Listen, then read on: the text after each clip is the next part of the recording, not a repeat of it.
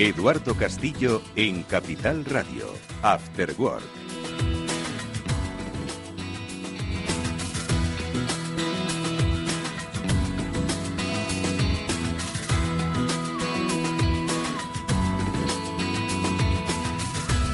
¿Qué tal? Muy buenas tardes a todos y bienvenidos al programa de ciberseguridad que desarrollamos todos los lunes a partir de las 18:30 en el After Work de Capital Radio. Vamos a comenzar haciéndoos una pregunta, una adivinanza, a ver quién recuerda esta película.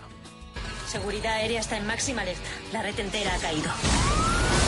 El sistema de transportes está colapsado y se ha bloqueado el sector financiero. No tienes ni idea de a quién te enfrentas. Bueno, pues para el que no lo sepa, a ver, ¿alguien lo ha identificado o no? La red 4.0. Ahí está, es nuestro invitado al que ahora vamos a saludar. Efectivamente, estamos hablando de La Jungla de Cristal, de esa cuarta entrega, una película del año 2007 que abordaba el riesgo que tenía una sociedad conectada si un malo de película decidía alterar esa conectividad y las consecuencias que de ello se derivaba. Esto era en 2007, hace 11 años, y ya era real entonces hablar de una industria conectada, infraestructuras básicas, energía, agua, finanzas, transporte y, por supuesto, comunicaciones. Pero bueno, hoy tranquilos que no vamos a hablar de cine, ni de películas de acción, ni de ciencia ficción, pero sí de una sociedad, de esa sociedad conectada y de cuáles son los riesgos a los que nos exponemos en un momento de amenazas crecientes y cada vez más sofisticadas. Vamos a tratar con nuestros especialistas el capítulo de la seguridad de la industria frente a los riesgos cibernéticos y la protección que tienen esas infraestructuras críticas en nuestro país. Espero, por un lado, que el programa de hoy nos sirva para determinar qué grado de sofisticación tiene nuestra industria y podamos conocer hasta qué punto es una industria digitalizada, pero también cuáles son esos riesgos y esas amenazas a las que están expuestas las instituciones e infraestructuras de nuestro país.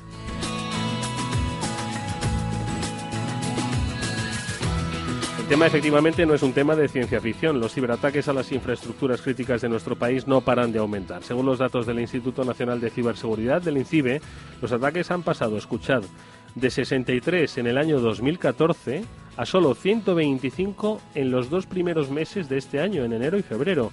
¿Qué opináis? ¿Qué opinan nuestros expertos que cada semana nos acompañan? Mónica Valle, Pablo Sanemeterio, buenas tardes, ¿cómo estáis? Buenas tardes. Buenas tardes, Eduardo. Temazo el que vamos a tocar hoy, ¿eh? Súper interesante, un tema de primera línea, yo creo que a todo el mundo le va a resultar súper interesante también. Sí, además desconocido, porque son temas de los que no se hablan habitualmente, pero veremos que tienen mucha conexión con nuestra vida diaria, aunque parezca inicialmente que no, les va a gustar mucho. Oye, ¿no habéis reconocido la película o qué? Pablo me estaba poniendo cara como diciendo, ¿qué película es esta? Yo es que no la he visto, tengo que reconocer que no he visto La Jungla de Cristal 4, me he quedado en la 3. Yo tampoco la había reconocido, lo siento, Eduardo. Pero bueno, ya hablaremos, decía, no vamos a hablar de cine hoy, ya hablaremos de cine nosotros tres. Bueno, pues vamos a hacer memoria. Recordáis que hace un año se produjo, más o menos, año ya y 2 meses, el ataque del conocido WannaCry, ¿no? Bueno, pues aparte de los efectos que produjo en algunas compañías o industrias de nuestro país, a todos nos conmovió, lo recordaréis, como hasta 16 hospitales del Reino Unido se vieron totalmente colapsados, ¿verdad? Claro, es que un hospital, una infraestructura crítica como es la sanidad, en cuanto se quedan, parece mentira, no nos damos cuenta, pero en cuanto te quedas sin ordenador no sabes ni quiénes citas hay, ni dónde están los historiales de la gente, ni qué medicación tienen. No, estás perdido completamente. Sí, además se dieron más casos, no solamente en Reino Unido, también en California, en Australia, si no me equivoco, ocurrió a nivel global. Bueno, pues de todo ello vamos a hablar hoy con nuestros invitados. Enseguida vamos a saludar a Juan Francisco Bolívar y Agustín Valencia, que hay que decir que es el que ha reconocido la película. Enseguida, como digo, les vamos a saludar. Son 2 especialistas en la materia y nos van a poder contar cuánto de realidad hay en todo esto y cuánto de ciencia ficción. Pero bueno, ya os hemos avanzado el tema. Ahora lo que vamos a hacer es profundizar un poco más con la ayuda de Mónica Valle, que nos va a dejar el comentario del día.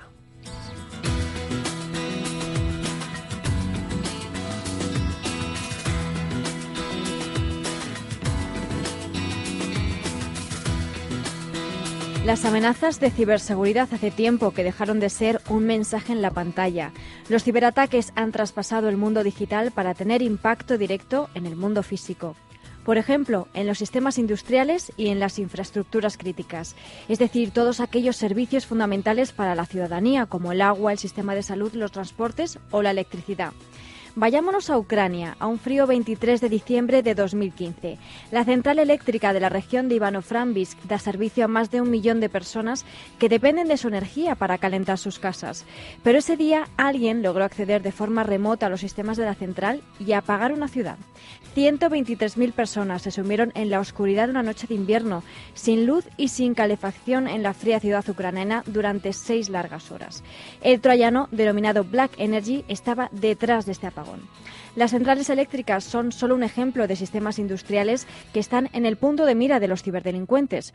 Una central nuclear iraní fue la protagonista del primer caso que se conoce en 2010, el famoso virus Stuxnet. Unos altos hornos alemanes se paralizaron en 2014 por un caso de phishing. Y el ransomware WannaCry, como acabamos de ver, paralizó los sistemas de varios hospitales, entre ellos uno en California. En algunos de estos ejemplos, el objetivo de los atacantes es económico. En otros no, y se mezclan ingredientes como el poder, el control y asuntos de Estado. En el caso de Ucrania, por ejemplo, se apuntaba a Rusia como artífice del apagón. Y es que estos sistemas críticos son también objetivos y armas de la ciberguerra, pero de eso vamos a hablar otro día. Los ciberataques a infraestructuras críticas en los 2 primeros meses de 2018 duplican a todos los de 2014 con 125 incidentes solamente en España. Para asegurar los sistemas industriales no existe una solución sencilla ni definitiva, porque la seguridad no es un estado sino un proceso. Estas infraestructuras están en constante punto de mira, pero también en constante control, y son muchos los profesionales que trabajan en su protección, aunque sin duda se necesitará más. La seguridad nunca se debe apagar.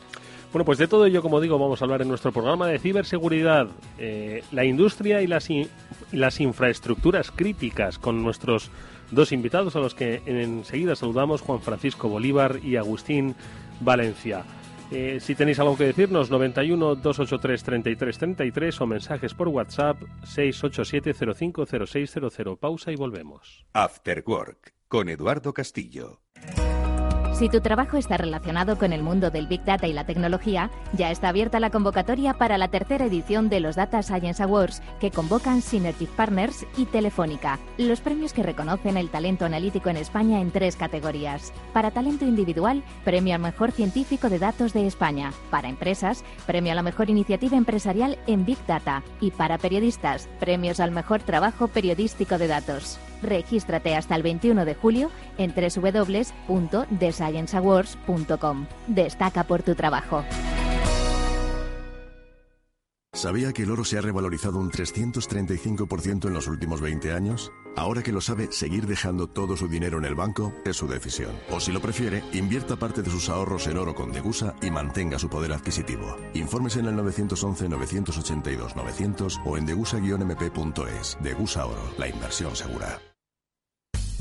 El Instituto Tecnológico de Telefónica vuelve a abrir sus puertas a nuevos alumnos con el objetivo de impulsar las nuevas profesiones digitales. En la Unión Europea se estima que se necesitarán más de 16 millones de trabajadores con competencias TIC hasta 2020, según un estudio de Deloitte. Entre los 10 puestos más demandados destacan los programadores de aplicaciones móviles, diseñadores de software y de páginas web, especialistas en front-end y back-end, profesionales de Big Data y programadores de HTML5. El Instituto Tecnológico de Telefónica ofrece 2 ciclos formativos, el de técnico superior de desarrollador de aplicaciones web y el de multiplataformas. Para optar a una de las 180 plazas, tan solo hay que acceder a la página web institutotecnologico.telefónica.com y formalizar la matrícula antes del 16 de septiembre. No esperes más. Las profesiones del futuro te esperan en el Instituto Tecnológico de Telefónica, con prácticas garantizadas.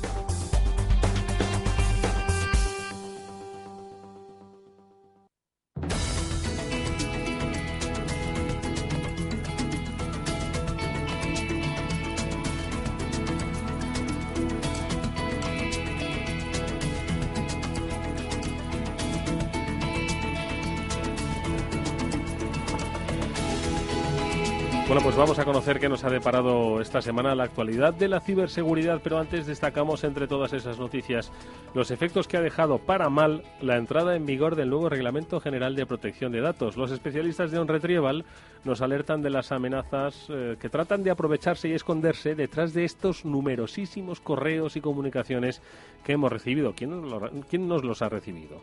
Bueno, pues de esto nos va a hablar Ricardo Alaviaga, que es el director técnico de OnRetrieval. Ricardo, ¿qué tal? Buenas tardes. Hola, buenas tardes, Eduardo. Oye, ¿qué pasa? Que además de que nos han bombardeado con correos electrónicos con lo de la protección de datos y el reglamento general, resulta que es que hay algunos incluso que traen sorpresa, ¿o cómo? Efectivamente, se están aprovechando de esto los ciberdelincuentes para realizar ciberataques de phishing. En primer lugar, me gustaría explicar brevemente qué es el phishing, para que lo desconozca, que es un tipo de ciberataque que consiste en el envío de correos electrónicos que aparentan venir de una fuente fiable, ¿vale? Por ejemplo, podría aparentar ser de una entidad bancaria o cualquiera de los proveedores de una empresa. Y bueno, los atacantes redactan un correo en el cual inventan algún tipo de excusa para solicitar al usuario que acceda a su cuenta.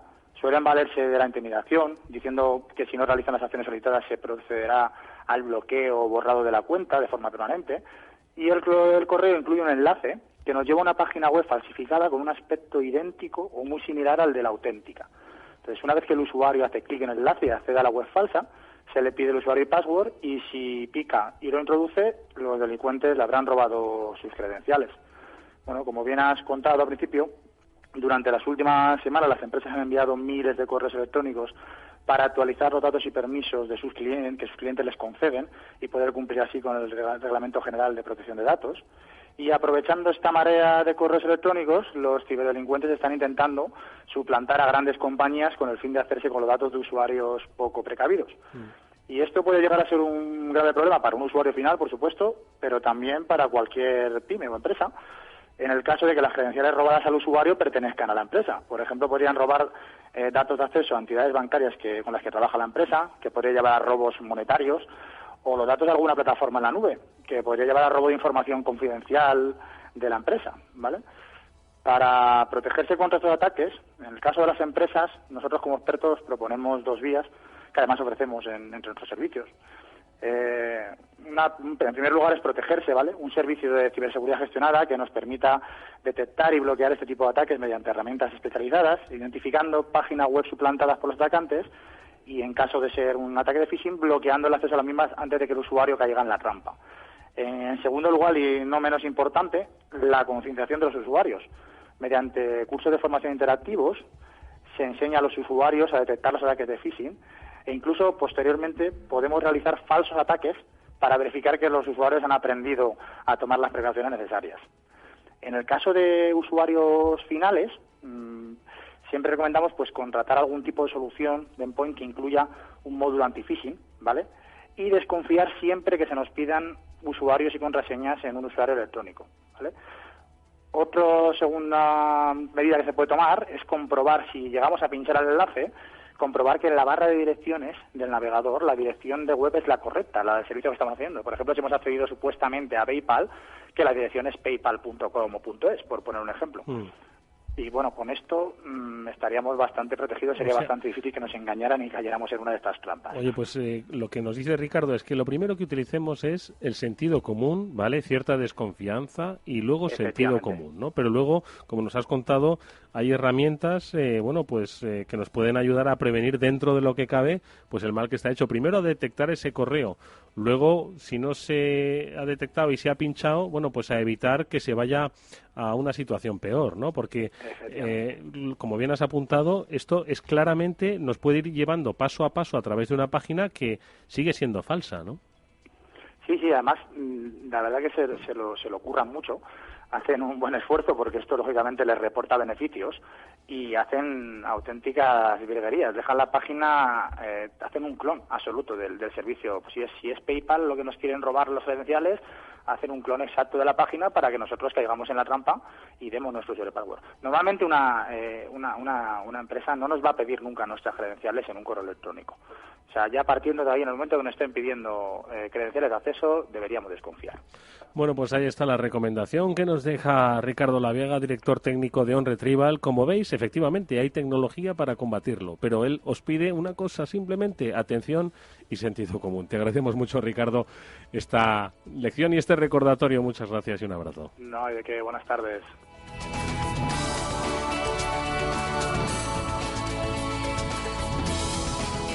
Bueno, pues de cultura es de lo que nosotros queremos hablar siempre en este programa, que haya conciencia. ¿Por qué? Porque son muy sofisticados las amenazas que vienen y, por ejemplo, hasta el punto de que los malware ya son inteligentes pueden decidir, una vez que se han entrado, que se han metido en nuestro ordenador, a dónde atacar en un sentido u otro. Mónica, ¿cómo es esto que habéis publicado en BitLife? Justamente, ese es uno de los últimos tipos de software malicioso inteligentes, como decías, más sofisticados. Es un malware que podríamos denominar incluso camaleónico, que hace una infección a la carta. Una vez que infecta a un ordenador, hace un análisis para ver qué ciberataque sería más rentable, si un ataque de ransomware o si minar criptomonedas. En función de la configuración del equipo, despliega uno u otro. En concreto busca una carpeta para ver si hay bitcoins. Es una amenaza muy sofisticada que hace ver la evolución del software malicioso. Este en concreto llega a través del correo, a través de un email de phishing, como nos acaba de contar Ricardo, que contiene un archivo que parece un PDF, pero que en realidad es un ejecutable malicioso. Un ejecutivo malicioso, que también los hay. Hay ejecutivos maliciosos. Esto es un ejecutable malicioso. Exacto, ¿no? Y como decía Ricardo, pues sentido común para no descargarlo y cuidado con esos archivos maliciosos. Cuidado porque nos pueden robar los datos. Si es que los datos todavía no lo queréis entender, son el nuevo petróleo de nuestro siglo. Y es que los datos valen dinero y los criminales es lo que quieren, datos. Esto es lo que ha ocurrido precisamente con TimeHop, que ha sufrido un ciberataque que afecta a cerca, Pablo, de 21 millones de usuarios. Exacto. Esta es una aplicación cuya funcionalidad es recordar viejas publicaciones o fotos de redes sociales. Sufrieron el ataque, curiosamente, el 4 de julio. Digo curiosamente porque es el día en que estaban todos los americanos de barbacoa. Y el ataque afectó a 21 millones de cuentas, 4,7 millones de números de teléfono. Y lo que han hecho ha sido notificar a los usuarios y anular los tokens. ¿Qué son los tokens? Normalmente este tipo de aplicaciones lo que hacen es, para poder acceder a las redes sociales y poder traer esa información como si fueras tú, en lugar de tener tu contraseña, tienen un token que tú les has permitido acceder como si fueran tú en las redes sociales, pero sin tu clave. Han anulado los tokens, pero es que no solo han sacado números de teléfono y correos electrónicos, también han sacado las contraseñas de esas cuentas de TimeHop, con lo cual bueno, se recomienda que toda aquella persona que use la misma contraseña en distintas redes sociales, que la vaya cambiando y se aprenda un poquito de cultura de ciberseguridad, que hay que tener una contraseña diferente para cada servicio en Internet. Y es que debéis hacerlo porque un informe dice que 1/3 de los españoles ha sido en algún momento víctima de un ciberataque. Sí, Mónica. 1 de cada 3 personas en España ha sido víctima de algún ciberataque. Algunos de ellos a lo mejor incluso ni lo saben. Esta cifra sitúa a nuestro país en el tercer puesto que más ciberataques sufre, por detrás de Estados Unidos y de Reino Unido. Según este estudio, el motivo es un aumento de la ciberdelincuencia, pero también se debe a las deficientes medidas de protección y de seguridad por parte de los usuarios. Y es que otro informe reciente advertía de que 2 de cada 5 españoles nunca ha accedido a la interfaz de su router para cambiar la contraseña que viene por defecto. Bueno, pues ojito, ojito que lo de las contraseñas ya va siendo una vez más la advertencia. Una última cosa, WhatsApp dice que va a combatir el malware y el phishing con un detector de enlaces sospechosos. Sí, tenemos esta noticia que viene en las últimas betas, concretamente la 2.18.204, en la cual se ha incluido una funcionalidad para tratar de evitar ser utilizados como mecanismo de transmisión tanto de malware como de enlaces que van a ir a phishing o que te van a caer. WhatsApp ya ha sido víctima de alguno de estos tipos de ataques con determinados supermercados en los que habían descuentos y te ofrecían, si entregabas tus datos, un vale de $150 o de 150 euros. Y lo que van a hacer es poner en local dentro de tu aplicación un motor que lo que va a tratar de detectar es si ese enlace que te han llegado es sospechoso y en caso de serlo, marcártelo en rojo para que no lo pulses. Pues mira, me encanta cómo la industria de la ciberseguridad va trabajando para hacernos la vida mucho más fácil. Al final, siempre lo hemos dicho, por comodidad y por quizás desconocimiento nos volvemos más descuidados y somos más vulnerables. Bueno, pues si esos agujeros los va cubriendo la industria... Sí, poco a poco también el desarrollo. A mí esta noticia me ha traído recuerdos de un trabajo que hice con Juan Garrido, en el cual demostramos que las páginas, el sitio web donde se intercambiaban fotos y mensajes, fotos, vídeos y demás, mensajes multimedia de WhatsApp, te permitía subir cualquier tipo de fichero de forma anónima y podías usarlo para distribuir malware. Bueno, pues ahí están los ángeles de la guarda que no les vemos. Vamos a hablar con 2 de ellos, en este caso de la industria y de las infraestructuras críticas.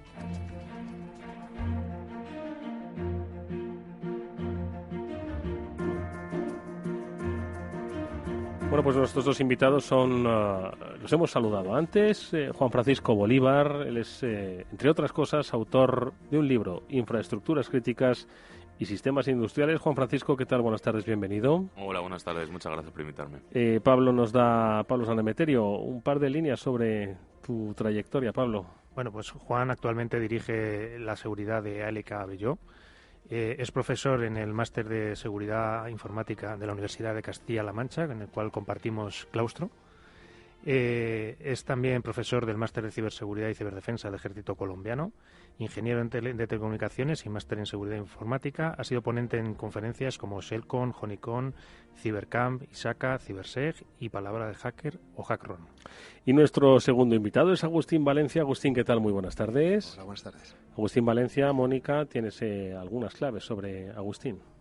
Pues sí, además de ser experto en ese tema, vamos a ver cómo nos da muchas claves y cosas muy interesantes. Es responsable de ciberseguridad industrial de una empresa del IBEX 35 y, como digo, experto en este tema que nos va a contar muchas cosas. Fíjate, tenemos a un ingeniero de telecomunicaciones y a un ingeniero industrial y los dos habéis convergido, os habéis unido en el mundo de la ciberseguridad, ¿no? Fíjate, antes de entrar en el estudio, nos habéis preguntado, oye, ¿qué queréis que hablemos? ¿De industria o de infraestructuras críticas? Y yo os he dicho, pero no es lo mismo.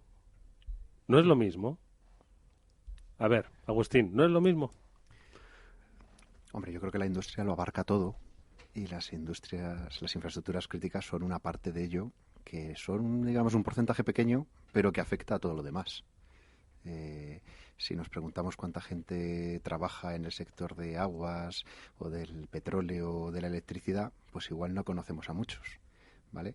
Ahora, todo el mundo conoce a uno que tiene una empresa pequeña, que hace, que fabrica cosas, que distribuye, que transporta, que hace aplicaciones por Internet, que hace temas de comunicaciones, que vienen sustentadas todas por estas otras infraestructuras críticas, ¿no? Es decir, ¿qué pasaría si de pronto Telefónica no da su servicio, o una empresa eléctrica no da su servicio, o una empresa de gas no da su servicio?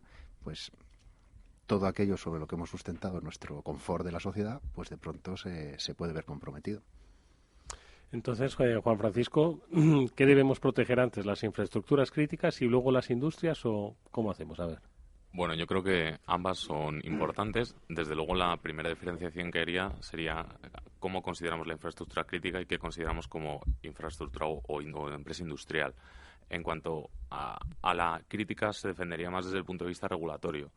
Son los países, son los que definen, o la normativa de los países son los que definen qué parte de la industria es considerada crítica y qué parte no. Creo que ahí hay que hacer una gran diferenciación. Ambas son igual de importantes en cuanto a que, claro, el número de sistemas de infraestructura crítica afecta a todos los habitantes de un país y son los servicios básicos que necesitas para, digamos, desarrollar tu día a día en tu vida, el transporte, el agua, las comunicaciones, en la que, como ha dicho Agustín, se sustenta todo el resto de la industria. Entonces yo creo que ahí sería importante poner una diferencia entre ellas y entender cuál es la diferencia y por qué se diferencian.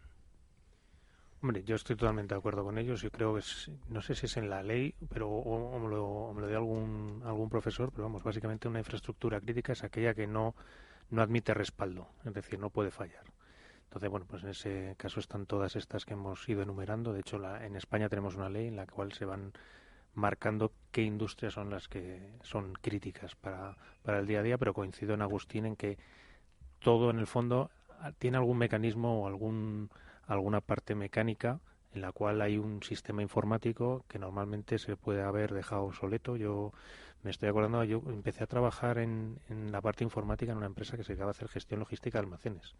Todo esto, el tema de PLCs, moviendo cajas que entraban, salían, etcétera, era bastante divertido. Lo que pasa es que sí recuerdo que la comunicación con el PLC era un socket muy delicada y un socket plano con una IP que te conectabas y un comando que le mandabas en 0 y 1 y algún identificador más. Oye, pero decía Mónica antes en su comentario, tenías por ahí los datos, que hemos pasado de recibir ataques a infraestructuras y a industrias pues de apenas 64 en el año 2014 a, pues se ha duplicado en solo 2 meses lo registrado en un año entero, en 2014, entero, ¿no? Lo hemos sufrido en 2 meses de 2018. Vale, entonces, ¿quién ataca, a qué atacan y por qué nos atacan? Agustín. Yo creo que nos atacan principalmente porque lo dejamos fácil. El malo, ¿dónde va a empezar a entrar? Donde hemos dejado la puerta abierta. El problema es que muchas veces no somos conscientes o vivimos pensando en que el que nos ha vendido el producto, el ordenador, el Windows, ya es seguro de por sí. Ayer estaba yo, por ejemplo, con mi hijo y me dice, yo, por ejemplo, para que no me metan la clave, uso la huella dactilar, porque ya se la han aprendido. Entonces, de pronto me dice mi hijo, pues mi profe no tiene clave. Claro, hay pizarra digital, etcétera. Uh-huh. Entonces, es una cuestión de cultura que a veces todavía no tenemos interiorizado. Yo tengo algún amigo, por ejemplo, que hace poco me hablaba de un negocio que tiene sobre una granja de cabras y fábrica de queso. Yo realmente estaba sorprendido de la tecnología que había ahí metido. Eran capaces de ver cada cabra, la leche que daba, la salud que tenía, la producción, las rotaban, las apareaban, etcétera. Bueno, impresionante. Uh-huh. Pero lo tenía con un ordenador, un Windows viejo, sin clave, y conectado a Internet con el móvil, con el cual hacía eso y se ponía a hacer otras cosas. Uh-huh. Bueno, pues depende a veces de lo conscientes que seamos de cuánta interconexión hacemos entre qué cosas que nos son importantes en nuestro día a día frente a otras que igual son puro ocio, que pueden traer otros riesgos. O sea que entonces no hay un objetivo claro de atacar una infraestructura, pues como el agua, por ejemplo, o como el transporte en España, sino que los malos, como dice Agustín, pues van buscando puertas entreabiertas y de repente la ven y entran por ahí, ¿o cómo? Desde luego, esa es la forma más fácil y la forma en la que más, digamos, impacto hay. Hay ataques dirigidos a compañías en concreto, hay ataques dirigidos a infraestructuras en concretos, hay de todo tipo de ataques, pero el ataque más común es, mira, me he encontrado esto, vamos a ver qué puedo sacar de aquí. Entonces son ataques automatizados que intentan afectar al mayor número de usuarios posible. Entonces, donde van a intentar acceder es en los sitios que sea más fácil, porque automatizarlo también es mucho más fácil. Así que cuanto más ataques, cuanto más número de personas puedas infectar o atacar, mayor beneficio va a recaudar el atacante. A mí, si me permites, hace poco, y lo viene repitiendo y le doy toda la razón al jefe del Centro Criptológico Nacional, él ya habla de ataques de primera división, de segunda y de tercera. Uh-huh. Dice, los de tercera es directamente porque dejamos la puerta abierta. Los de segunda normalmente eran ataques de primera hace unos años, que yo me he dejado de sin parchear cosas, etcétera, y entonces, porque están ahí disponibles en Internet y tal, alguien con un poquito más de formación es capaz de retocarlo un poquito y seguir probando. Y donde se lo encuentra abierto, es ahí donde se pone el hincapié en parchear, revisar los riesgos de vez en cuando. Y luego están los de primera división, pues lo que hablas tú. El ruso que va por el ucraniano, que tiene todo un gobierno lleno de científicos probándolo todo hasta que dan con la clave, pero por los 200.000 que se pueden dar en el año, ese es uno, y a un sector muy concreto, por una razón muy concreta. Y eso ya, como hablabais hace un momento, lo de la ciberguerra, pues lo dejamos para otro día. Bueno, tener en cuenta también eso que estaba reflejando Juan Francisco antes, de que piensa que es un negocio, o sea, ten en cuenta, tú siempre va donde, en el mundo físico, por ejemplo, donde vas a coger las manzanas primero, las que están más bajas, ¿no? Entonces tú automatizas y por cada una de esas máquinas que vayas comprometiendo es dinerito que te metes en el bolsillo. Entonces, si estás tranquilamente durmiendo y el programa te va cogiendo ¿Pero cómo se monetiza eso? ¿Cómo se transforma esa manzana en dinero? Siempre hay varias formas. La primera es directa, de así de alguna forma, pues si encuentras, como decía el malware que decía Mónica en BitLife, en el cual dices, oye, pues si encuentro aquí un monedero de Bitcoin, ya tengo la primera en la frente. La segunda me quedo esperando a ver si se conecta a algún tipo de banco y consigo encontrar credenciales o algo que me permita entrar luego en... O sea, un robo directo de dinero. Un robo directo. Y si no, la otra forma es convertirte en dinero. Bien sea por la información que tengas, te meto en ransomware y te obligo a pagar. ¿Secuestro tu información? O incluso usando tu infraestructura, es decir, uso tu ordenador para alquilárselo a alguien que quiera lanzar un ataque y tu ordenador es el que da la cara en ese ataque, por ejemplo. O para ponerlos a minar criptomonedas también. Sí, en ese caso usar la potencia de ese equipo, de ese sistema, que en el ejemplo que estamos poniendo ahora de sistemas críticos, claro, la potencia que puedes tener ahí es máxima. Aunque yo sí que les quería preguntar, porque este tipo de infraestructuras, muchas de ellas, claro, tienen ya una edad, ¿no? Tienen ya unos años, entonces no se construyeron en su momento pensando en la ciberseguridad. Y ahora imagino que se están pagando esas consecuencias o se han actualizado. Hay de todo, la verdad. Hay que juntar el concepto que dices con la digitalización. Ahora mismo todo el mundo quiere aprovecharse de los beneficios que hay de hacer en remoto a los sitios. Yo he montado un sistema hace 20 años, pero el consultor experto está en Alemania. ¿Le voy a pagar un viaje desde Alemania aquí con el coste que eso supone? O venga, va, interconectamos nuestros sistemas, que nos eche una mano el de IT y venga, que accedan de una forma más fácil. Y ese coste, fíjate que nos lo ahorramos para la empresa. Eso se hace al final un poco, en muchas ocasiones, no en todas, deprisa y corriendo, ¿vale? Entonces ahí es donde estás introduciendo los fallos. Estás conectando un sistema de a lo mejor hace 20 años, un sistema que no estaba en su momento diseñado para soportar medidas de seguridad con Internet. No directamente, pero sí a través de pasarelas. En cuanto tenga un fallo ahí, el ataque puede ser inminente. Entonces estoy totalmente de acuerdo. Hay que intentar esos sistemas que tenemos, analizar en profundidad antes de realizar ese tipo de conexiones, implementar las medidas de seguridad necesarias, que muchas veces son bastante básicas, pero hay que implementarlas. ¿Cómo se producen los ataques dirigidos a industrias? ¿Y con qué objetivo? ¿La competencia? ¿Los países? Agustín. Es que depende. Depende de cuál es la motivación del atacante. Si el atacante lo que quiere es provocar una desestabilización de un país, como es el caso de Rusia con Ucrania, donde él está todos los días teniendo en el punto de mira, pues el objetivo es muy claro. Pero la mayoría de las veces el objetivo es pura y meramente económico. Hace poco, por ejemplo, en Chile les han tumbado el sistema bancario. Entonces, volvemos a lo mismo. Hay gente que se dedica a escanear y de pronto empieza a haber rendijas. ¿Y cuál es el potencial de estas rendijas? ¿Cuál es la ecuación riesgo y beneficio? Pues se van a orientar a donde más puedan obtener con el menor esfuerzo posible. Por ejemplo, hace 4 años, me parece que fue en 2014, el informe que publicó Symantec, que iba orientado a empresas del sector energético precisamente, el ataque en lo que no fueron directamente a las empresas energéticas. Las empresas energéticas tienen un gran presupuesto, tienen preparadas las medidas de ciberseguridad.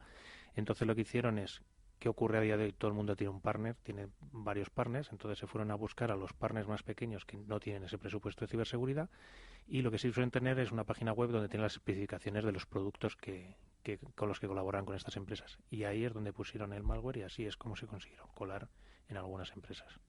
O sea, el ejemplo, por ejemplo, que hablabais de Ucrania, de hecho, cada uno de estos grandes ataques ha servido para desarrollar toda una escuela, ¿no? Es decir, ¿cómo analizamos a veces? Si no lo analizamos desde un punto de vista global, por separado, pensamos que no conectamos los puntos del dibujo y que no hay un riesgo.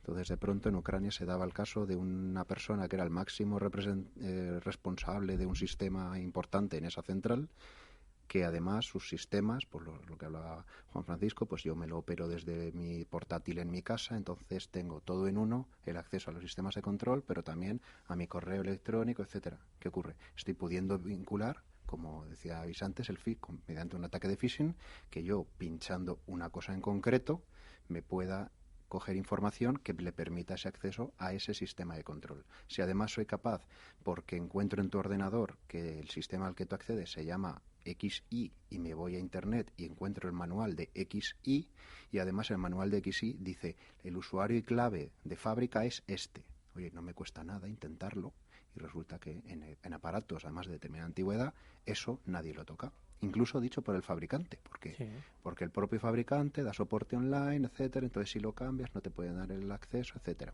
Ese cacharrito XI era un gateway Ethernet. Entonces resulta que lo que era un cacharrito muy antiguo que se entendía que no era vulnerable por el protocolo que usaba, a raíz de esa comunicación a la red de Internet, de pronto lo convertías en vulnerable por esa conectividad. Claro, alguien analizó el cacharrito por separado, el que podía ser atacable, pero no el riesgo que le venía al conectarlo a Internet. Y el phishing que se hizo en aquel momento, además, era muy complejo. No era simplemente pincha aquí. Era un archivo Word en el que le pedía activar las macros. Y en ese momento, al activar las macros, era solo en ese momento cuando le rastreaba lo que hacía ese técnico. O sea, qué sofisticación hay para atacar. Precisamente de ataques quiero preguntaros. ¿Los que recibe la industria, las infraestructuras críticas, son las que puede recibir una pyme o nosotros? Habéis mencionado un phishing, pues intentan entrar en nuestro sistema a través de un correo malintencionado. La mayoría de ellos, como decía Agustín, sí. La mayoría de ellos son comunes para todos. No distingues, en el 90% de los casos no distingues qué tipo de empresa es, o puedes distinguir por país para intentar hacerlo, pues el típico que recibes de correos, con la imagen de España, o con la imagen de Dinamarca, o con la imagen del país que fuera. Pero el 90% es, vamos a intentar llegar a la mayor gente posible, y claro, no vas a quitarte la industria en medio. La industria es un gran sector de la población. Entonces ahí también intentas atacar. No hay... hay una parte que no se distingue y luego ya está, como decía, la parte de vamos un poquito más allá, en la que ya lo orientamos a la industria en concreto a la que intentemos atacar. Pero desde luego... A nivel de pymes también se da, por ejemplo, mucho el tema de la propiedad, robos ante la propiedad industrial. Y no es muy difícil entrar en según qué sitios no muy recomendables de Internet, en el que por un precio muy módico se alquilan los servicios para hackear a quien tú le digas.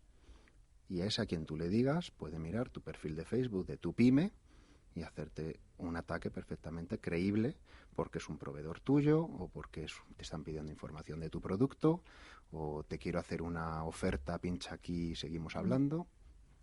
O sea, un ataque dirigido, quieres decir, utilizando técnicas de ingeniería social, haciendo un estudio, en este caso de esta pyme, de esta empresa, qué tipo de proveedores o de clientes tienen y engañarles, ¿no? Pero como dice Pablo, porque hemos dejado la información ahí en el suelo. Ya. Y otras veces incluso te dejas la puerta abierta, o sea, porque estos sistemas, bueno, muchas veces los sistemas industriales que os he comentado de estos de 2005, 2006, cuando empezaba yo a trabajar, estaban diseñados para estar al margen de Internet, eran sistemas aislados, ¿vale? O sea, para poder interactuar con ellos tenías que ir físicamente a la planta. De hecho, muchas veces te tocaba ir físicamente un viajecito de 70 kilómetros hasta la planta para arreglar una pequeña tontería. Entonces, en según qué casos estaba más o menos avanzado, te podían habilitar la conectividad y que llegaras a tu sistema, que no era de control físico 100%. Muchas veces era el gestión del pedido, pero eso eran las menos. Y además tenían que abrirte ellos primero la conectividad. Yo creo que ahora últimamente, con el tema de la conectividad y conectar servicios y que los responsables puedan ver en su teléfono cómo se está haciendo el desempeño de esa fábrica o de esa industria, se está tendiendo a conectar demasiadas cosas. Desde luego, no me queda ni la menor duda que es uno de los grandes problemas. Además, obviamente, tenemos que entender que porque sea industrial no tienes que dejar de seguir las aplicaciones o las medidas de seguridad básica que estás siguiendo en el resto de sistemas. El parcheo, el control de usuarios, la monitorización. Tienes que seguir con el mismo. Obviamente, un sistema industrial, a lo mejor en el que tienes una planta de producción, ya no te hablo crítica, una planta normal, que estés generando un producto. Las cabras que decía Agustín, ¿no? Que es un negocio que tiene que ir... Eso que es. tiene que funcionar cada día, ¿no? Un ejemplo que leí hace tiempo fue una granja de ovejas, en la que había dos granjas de ovejas y eran rivales porque se quitaban el negocio el uno al otro. Lo que hizo uno de ellos, los tenían todo industrializado, dejaba las ovejas, recibían la cantidad de comida que necesitaba y bueno, pues así funcionaban. Uno de ellos, para eliminarse la competencia, lo que hizo fue dejó a las ovejas una semana sin comer. Le atacó, dejó a las ovejas sin comer y luego les dio toda la cantidad de comida que las ovejas querían comer. ¿Qué pasó? Que las ovejas se comen todo lo que les pones delante y murieron todas. Qué fuerte. Entonces... Y todo eso con un control del flujo de comida a través de la red, ¿no? Eso es. Qué fuerte. El ejemplo que ponía Pablo, yo me estaba recordando el ejemplo de... Hay mucha gente que puede tener una caja fuerte en casa, pero yo creo que a nadie se le ocurre ir con las llaves de la caja fuerte por la calle yéndose, yo qué sé, a un gran festival de rock, ¿vale? Oye, si se me pierden, ¿qué pasa? Y la gente es consciente de eso y eso no lo lleva así. Sin embargo, hay mucha gente, precisamente con el tema de la conectividad, no, yo quiero tener en mi móvil saber cómo va mi pequeña fábrica o mi gran fábrica a tiempo real.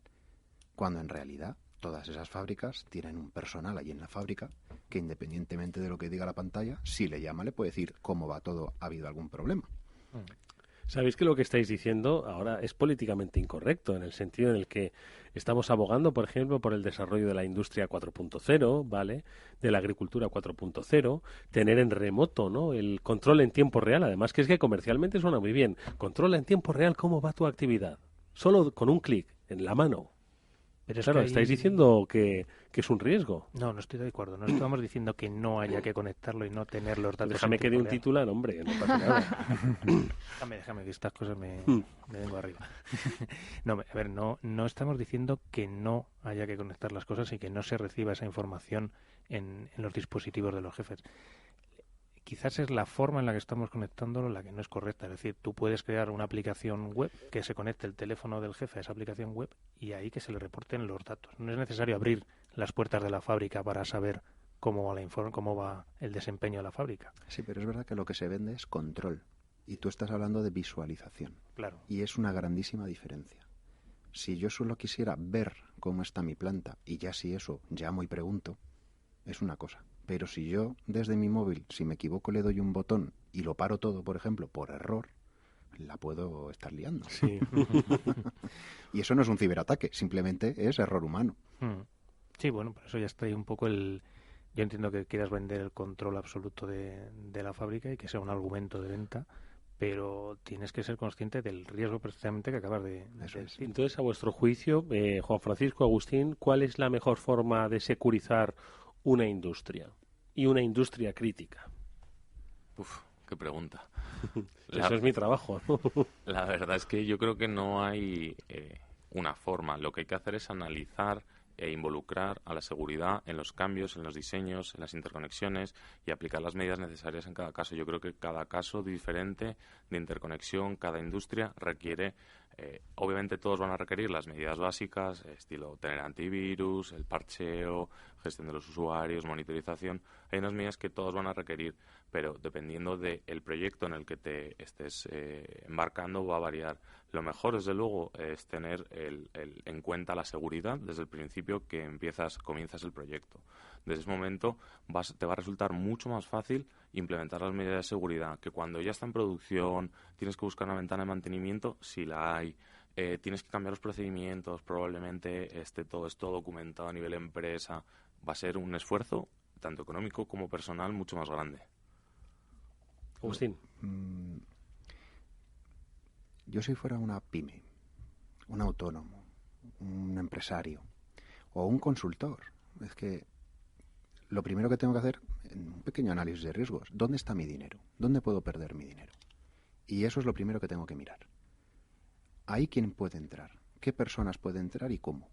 Van físicamente, entran por internet, entran con el móvil, entran con clave. Cuando entran con la clave les pide una segunda clave el móvil. Son pequeñas cosas que cada día vamos dando asumidas en algunas cosas, pero como lo otro lo hemos tenido toda la vida de otra manera, parece que no nos cuestionamos que eso debiera mejorar. El ejemplo antes estábamos hablando antes del programa de cuando los teléfonos antiguos y qué pasaba cuando se te estropeaba el móvil y nos quedábamos sin la agenda de los contactos.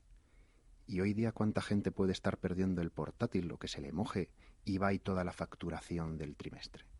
¿De verdad no hay una copia de seguridad en algún sitio? Son muchos ejemplos que puedes llevar a casi cualquier sitio. Si comienzo además que estás diciendo el móvil, normalmente la copia de seguridad era la agenda en papel que tenía la gente que antes solía hacer. Mónica. Sí, bueno, yo estaba pensando que bueno, estamos hablando en general de industria y de infraestructuras críticas, pero obviamente hay muchos sectores, ¿no? Y hay algunos que están también más concienciados que otros, ¿no? Por ejemplo, la banca también es un sector crítico y yo sí que con personas que he hablado del sector sí que me dicen que están mucho más concienciados, ¿no? Por la cuenta que les trae también, ¿no? Uh-huh. Porque al fin y al cabo ya hemos hablado muchas veces que la reputación es muy importante en estos casos y a lo mejor en ciertos sectores el hecho de recibir un ciberataque que se sepa, porque además ahora se tiene que saber, o se supone que se tiene que saber, pues puede ser mucho más peligroso también para su imagen. ¿Qué sectores consideráis vosotros que están más protegidos o más concienciados en el caso de la ciberseguridad? Agustín, ¿empiezas? Pues hombre, yo creo que precisamente los más críticos son los que ahora mismo mejor preparados están y, como decía Pablo al principio, porque ha venido impuesto, por un lado, por el propio análisis riesgo de sus sectores, porque lo que económicamente y lo que por imagen pública puede suponer la interrupción de ese servicio, y luego por lo que les ha podido fortalecer a los responsables de seguridad el tener una ley, como la Ley de Protección de Infraestructuras Críticas, en la que respaldaba primero la identificación de un responsable, lo que viene a denominarse un CISO, y la obligación de tener que dar cuentas del estado de ese análisis de riesgo, de las medidas de riesgo para mitigar esos riesgos que se reportaban al Centro Nacional de Infraestructuras Críticas, y la obligación de tener que actualizar eso periódicamente. Eso implícitamente mueve a los consejos de dirección a tener que tomar medidas. Entonces, en realidad, la necesidad de proveer un servicio seguro, antes de la ley ya había servicios, como puede ser el de energía, como puede ser el de la banca, que ya lo llevaban. Es decir, la banca siempre ha sido pionera. Y además, por una razón evidente, porque mientras que la energía puede suministrarse y yo para tener energía en mi casa simplemente le tengo que dar al interruptor, yo para tener que conseguir dinero o voy al cajero con una tarjeta o voy a la sucursal y alguien por ordenador hace una ejecución, o ya, como está extendido, me meto por Internet. Es decir, la banca para funcionar necesita de esa interacción con el usuario, y usuario que no siempre se sabe cómo de comprometido puede estar. Habéis hablado de la figura del CISO, ¿no? Derivada de la Ley de Protección de Infraestructuras Críticas, ¿no? Entiendo que es por sus siglas en inglés, ¿no? Sí, Chief Information Security Officer. El responsable de seguridad. Y por ley en las industrias que hemos comentado, aguas, energéticas, comunicaciones, transporte, ¿debe haber una figura el CISO? Eso es. Bueno, yo casi diría que ya en casi todas las empresas debería existir, ya no tanto por ley, pero sí debería, más que nada porque, vuelvo a traer un poco el ejemplo del otro día, es como tu cierre del escaparate virtual. O sea, tú tienes una presencia en Internet que es como un escaparate normal, que aquí cualquier persona que tiene una tienda o un negocio en la calle echa el cierre cuando se va a dormir y termina su jornada laboral. Pues lo mismo tiene que ocurrir en Internet. Lo que pasa es que allí no hay cierre para descansar. Ahí tiene que estar siempre puesto. Qué bien, cómo me gustan las metáforas y los ejemplos de Pablo. Es que, claro, así te enteras mucho mejor. Oye, ¿y qué más crees que deben hacer las industrias? Las grandes empresas, entiendo que, bueno, pues al final, ya no solo por tamaño, sino pues por una cuestión del volumen de inversiones que mueven y de bases de datos, bueno, deben estar securizadas, ¿no? Pero en realidad me da la sensación de que esto ha empezado a hacer relativamente poco, que algunas, como la banca, pues sí que tradicionalmente pues tenían más seguridad. Antes eran las cajas fuertes y eso se ha trasladado, ¿no? A medida que se ha ido, digamos, tecnologizando, que no digitalizando, sino tecnologizando sus sistemas, ¿no? El resto de las empresas han ido poco a poco. Ahora podríamos decir, ¿os atrevéis a calibrar en qué nivel de seguridad estamos en la industria española? Yo no diría que estamos en diferente nivel que el resto de industrias de países avanzados, Europa, Estados Unidos, Asia. Diría que no estamos a niveles diferentes. Digo que estaríamos bastante bien. El problema es lo que comentamos antes. Hay que hacer ese análisis de riesgos y a partir de ahí ver qué medidas tomar para securizar. Pero yo no podría darte un nivel, decir, oye, pues estamos todos perfecto. Habrá algunas que están mejor, otras que están peor. Como tú decías, en función del tamaño, los procedimientos de análisis de riesgos, la inversión de la que se dispone también en la empresa para securizar, porque al final tiene un coste. Todos estos procesos varían en una empresa pequeña y en una empresa grande. Entonces, estas regulaciones que estábamos hablando antes son las que han permitido obtener esos presupuestos en muchas ocasiones, en otras ya estaban antes por la concienciación que había en la empresa, pero en las pequeñas a lo mejor no ha sido tan fácil conseguir esos presupuestos para implementar las medidas correctas de seguridad.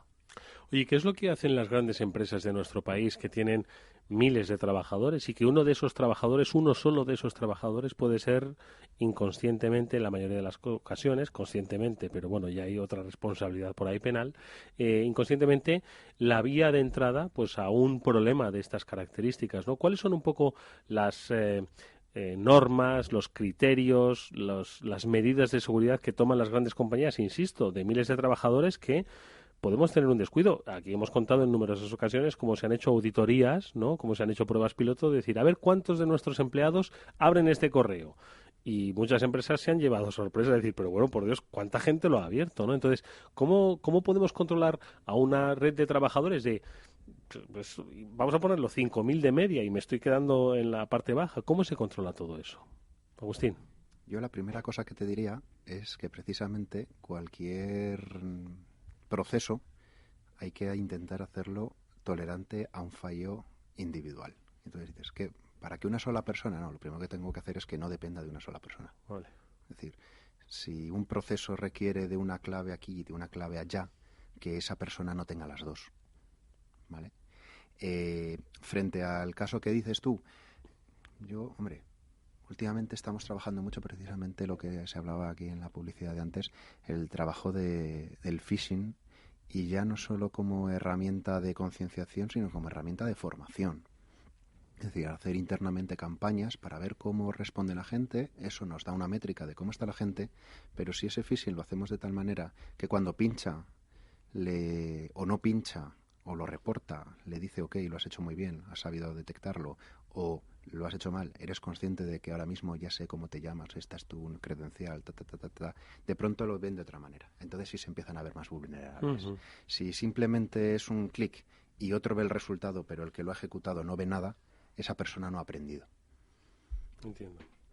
Sí, yo creo que los cambios que se están dando ahora, que están siendo muy beneficiosos para el conocimiento de todos los empleados, es el pasar de las notas rollos que publicábamos en la intranet diciendo esto es lo que tienes que hacer, a pasar ya llega el CISO enviando el correo pesado, ¿no? Exacto. El cambio de ya esto no es una formación, te llega un mail más en tu día a día, vamos a ver cómo reaccionas, y él mismo se da cuenta y se siente vulnerado y entonces dice, ahí va, esto me podía pasar en mi casa, ahí va, esto en lugar de en la empresa, que también es muy importante, pero me puede estar pasando todos los días en casa, puedo estar perdiendo dinero en mi cuenta del banco, me han podido robar las claves.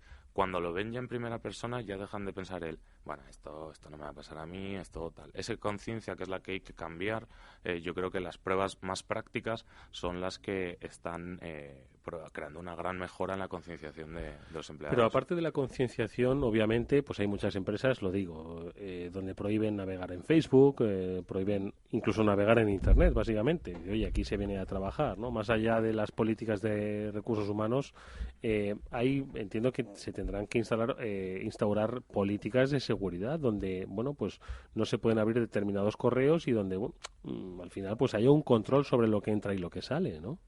Eso es muy curioso porque dependiendo de cuando estás trabajando en una multinacional y creas la política de seguridad, tienes que tener en cuenta, por ejemplo, las leyes particulares de cada país. Claro. Te puedes llevar sorpresas de las que no te esperas. Por ejemplo, en Francia, el empleador está obligado por ley a permitir el uso personal del acceso a Internet y de la equipación informática. Eso significa que hay muchas empresas que dicen, bueno, pues esta empresa no es para usar Facebook, tú estás aquí trabajando, tal. Si tu regulación o tu ley en relación con recursos humanos te lo permite, bueno, eso es una opción. Pero hay sitios en los que directamente no te lo permite. Por lo que tienes que hacer, como estaba diciendo Agustín, aunque él vaya a acceder a Facebook, aunque vaya a navegar por sitios que no puede, siempre va a haber algo que se te puede escapar, que no solamente con un pequeño escape no tengas otras medidas internas de seguridad que te permitan generar un impacto grande en tu compañía. No. Son siempre varias cosas. En general también hay una expectativa de uso razonable por parte de la equipación informática de una empresa por parte de un particular. Es decir, si tengo a disposición un equipo y un navegador y son las 11 de la mañana y es la hora del café, quizás no es tan raro que igual vaya a consultar una transferencia que me hayan hecho en el banco o mi correo electrónico personal.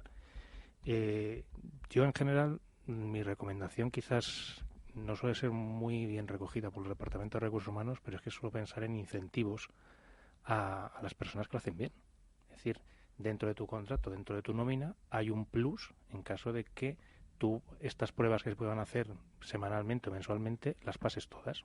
Entonces, es una forma de incentivar a la gente. No está mal. No, a mí me parece muy buena idea. Porque al final es lo que decíamos siempre, ¿no? Que los empleados, ya sea en una infraestructura, en un sistema industrial, en cualquier empresa, también son usuarios y ciudadanos que una vez que salen de ahí, en sus casas y donde sea, están usando esos dispositivos y lo que aprenden fuera lo aplican en la empresa y lo que aprenden en la empresa lo aplican fuera. Entonces todos nos beneficiamos de que tengan esos conocimientos. Cuanto mayor sea el nivel de cultura de seguridad, mejor para todos. Y una cosa que me gustaría compartir también es cuánto creéis que se tarda en hacer una página de phishing, por ejemplo, de Facebook o Twitter. Te voy a decir el truco super hacker que hay, pero bueno. A ver, ¿cuánto tardaría yo en reproducir una página de un banco, por ejemplo, ¿no? Pues pensando que tardo 5 minutos en encender el ordenador, pues igual día y medio o 2 días. Te digo el truco para copiarla, es muy sencillo. Le das el botón de Alt, te sale un menú desplegable y dices guardar como, y te crea una copia de esa página web en tu equipo. Tienes que hacer un par de cambios y ya tienes una copia idéntica de esa página web en local, para poder tener un caso de phishing. Muy bien, Pablo, pues todos nuestros oyentes ya saben cómo hacer una página fraudulenta. Que no actúen así. Bueno, pero ya al menos ya pueden ponerle el ejemplo a su hijo a ver si cae o no cae. Pero mira, lo que hablabas del incentivo, a mí me gusta hablar siempre de cómo cada trabajador tiene que ser consciente de lo que hace y de lo que debe o no hacer, el uso razonable. Porque hay veces que tendemos a tratar al trabajador como si fuera tonto. Y entonces él asume su papel. Y voy a hacer hasta donde el sistema me deje. Y es muy difícil cerrar los sistemas para todo. O me puedo acabar yendo a una página web que no está catalogada, que no está filtrada, una que acaba de aparecer de un chino en concreto, y que me la líe. Pero esa persona debe saber que se estaba metiendo en algo en lo que quizás no debía, antes de seguir pinchando algo más. A veces sí que tenemos que trabajar eso, ¿no? La parte de las personas. Que ellos, a base de, como dices tú, de incentivos, consigan ser también nuestro propio firewall. Porque los comportamientos vayan en el pro de los intereses de todos en la empresa. Yo es que tengo la sensación también que muchas veces esto, cuando hay un pequeño plus en la nómina, como que te escuchan más. Luego hay otras opciones. Yo he visto campañas en las que a lo mejor no un plus en la nómina, pero si, por ejemplo, tú estás haciendo una campaña de concienciación sobre el uso adecuado del navegador, creas un pequeño test y el que complete ese test o los que complete ese test tiene un pequeño regalo de parte de la empresa. Eso yo sí que lo he visto y sí que también, aunque parezca un poco una tontería, los humanos somos así. Anda, mira, voy a conseguir esto, tal, no sé qué. Entonces se esfuerzan en entenderlo, en aprenderlo. Gamificar un poquito el aprendizaje, ¿no? Eso es. ¿Qué os iba a decir? Y la industria, las empresas, las grandes empresas, ¿a qué se enfrentan? Aparte de lo que nos decía Pablo, ¿no? A una pérdida de datos o a un posible robo de manera directa o indirecta a través del secuestro de los datos, o también se encuentran a problemas de propiedad industrial, de competencia desleal. ¿En qué terreno de juego van a jugar de aquí a nada las grandes empresas de nuestro país? Hemos visto OPAs que parecían auténticas guerras a navajazos, ¿vale? Entonces, al final, los poderes económicos, bueno, pues tienen sus intereses y entiendo que el mundo de la ciberseguridad va a formar parte, ¿no?, de esa competencia económica. ¿Dónde creéis que se va a situar? Es que el ejemplo que has puesto, por ejemplo, va a estar ahí siempre. A lo mejor en vez de intentar penetrar toda una organización, me es más fácil ir a por los consejeros del Consejo de Administración, a por su iPad, a por su tal. Y el caso que dices tú de una OPA, mañana resulta que hay dos competidores queriendo comprar una empresa y de pronto una la gana por 100 euros de diferencia. Uy, qué raro, ¿no? ¿Cómo habrán conseguido ajustar tanto? Ha pasado en algún concurso público, algún concurso público de alguna compañía, incluso española, que ha perdido porque la competencia tenía una oferta un poquito más baja que la de la española. Juan Francisco, no te calles. No. Yo sí que también sé de grandes multinacionales que han recibido soporte de estamentos de inteligencia de sus países para ganar grandes concursos que iban a reportar un gran beneficio a sus países y han recibido la información directamente de servicios de inteligencia. O sea que nos estamos moviendo en un terreno que ya no tiene nada que ver con, que va más allá de los despachos y que va más allá de los puntos de encuentro empresariales, ¿no? Tanto para lo bueno como para lo malo, ¿no? Al final, lo que decíamos de esto de los servicios de inteligencia, al final se están preocupando del bienestar del país, de la mejora del país, de la protección del país, y la parte económica es muy importante para el país. Si le pueden, por X, Y, intencionado o no intencionado, facilitar cierta información a una empresa que reporte un gran beneficio a tu país, probablemente, dependiendo, claro, de la ética de estos servicios, lo van a hacer, pero no es algo que no ocurra. ¿Y cómo hacemos de la información de nuestra compañía una caja fuerte virtual? ¿Cómo podemos securizarla? Primero, al empleado, ¿no? Dándole esa formación y esa cultura, pero luego, por otro lado, ¿cómo creamos esa caja fuerte virtual? La teoría de las capas. Es decir, si yo a lo mejor soy el máximo presidente de mi compañía, quizás si yo me vea como un objetivo que van a por mí, igual entiendo que si yo tuviera acceso a todo, yo soy un peligro y me pongo a mí mismo en riesgo. Si yo soy consciente de que yo estoy siendo vigilado, a lo mejor soy más cuidadoso con todo aquello a lo que pido tener acceso. A lo mejor prefiero que otros que tengan acceso me den aquello que yo les pido frente a yo tener acceso a todo. Es curioso, eso más de un presidente y presidenta no lo va a entender, que no pueda acceder a cosas directas en su compañía, ¿no? Pero bueno, tiene toda la lógica del mundo. O simplemente los casos que se están viendo a diario de lo que se conoce como el fraude del CEO. Un alto ejecutivo envía a otro alto ejecutivo un email, o se supone que es otro alto ejecutivo, pidiéndole una transferencia, pidiéndole que ejecute alguna acción relativamente complicada, me refiero. Complicada, que es una gran cantidad de dinero, que transfiere una cantidad de dinero para una operación urgente, muy crítica, y al final ese dinero no acaba en la operación que le está diciendo porque es un phishing, o una suplantación de identidad, intentando imitar a uno de los altos directivos. Lo que acaba es fuera de la compañía, con unas pérdidas millonarias para la empresa y un impacto bastante serio.